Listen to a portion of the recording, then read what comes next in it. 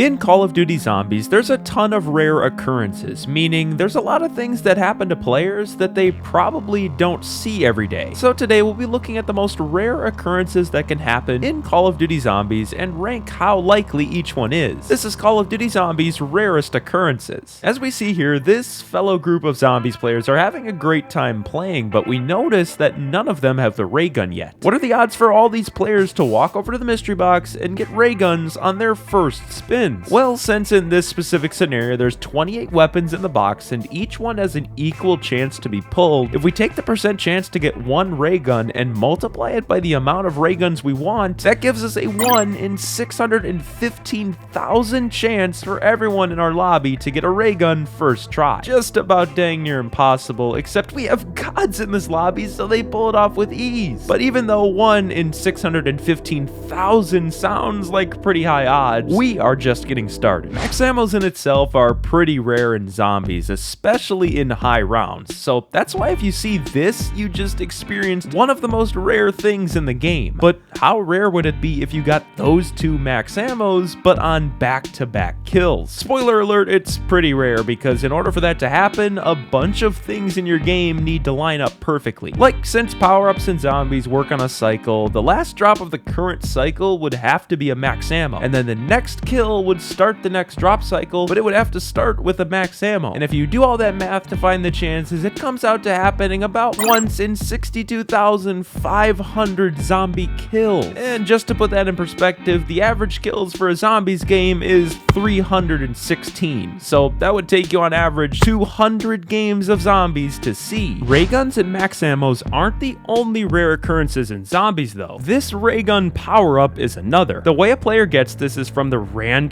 power-up in the Dreisendracht gondola, but it only becomes available after round 5 at a very slim drop rate. In fact, the drop rate is so small that there's barely even any footage of this online, and most people who've played Dreisendracht since release have only seen this once in their life. The chances though are estimated at anywhere from 1 in 10,000 to 1 in 1 million, which is a pretty wide range, but since Treyarch has never released the true odds of this, we're gonna play it safe with the assumption. Now, I bet you're thinking the odds can't get any higher than that. Well, let me show you this extremely rare glitch on Kino der Toten, where the player's camera gets locked in third-person view. Now, some people might think that this glitch was faked, because you can go into third person on PC by typing in a command, but I think that this video is legit, because the way the camera moves side to side and up and down looks completely different than the PC commanded version does. It's still unknown how this is even activated, but the odds to encounter this glitch though are a mere 1 in 10 million. But who knows, maybe Treyarch patched it by now, but what they definitely haven't patched is the mystery box drop rate of the Ray Gun Mark II on Die Rise. Now, normally the mystery box has an equal drop rate to get all the guns, but on Die Rise, they made the Mark II way more rare than all the other weapons. So that begs the question, how rare would it be for a player to get